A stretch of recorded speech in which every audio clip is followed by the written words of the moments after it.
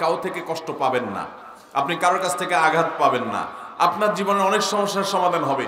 এই 4টি উপদেশ যদি আপনি গেঁথে ফেলতে পারেন আপনার মনে। তার প্রথমটি হলো, তুমি আল্লাহর আদেশ নিষেধকে, আল্লাহর ফরজ বিধানকে, আল্লাহর হারাম বিষয়গুলোকে মেনে চলবে, অর্থাৎ ফরজগুলোকে অবশ্যই করবে, হারামগুলো থেকে বেঁচে থাকবে।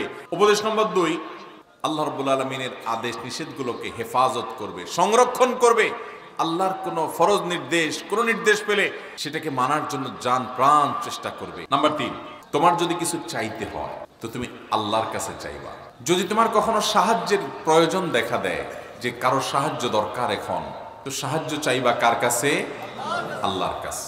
গোটা পৃথিবীর সকল মানুষ যদি ডিসিশন নেয় যে তোমার কোনো উপকার করবে, সবাই মিলে সিদ্ধান্ত নিও আল্লাহ তোমার জন্য যতটুকু কল্যাণ এবং উপকার লিখে রেখেছেন তার থেকে এক চুল পরিমাণও বেশি উপকার করতে সবাই মিলে পারবে না।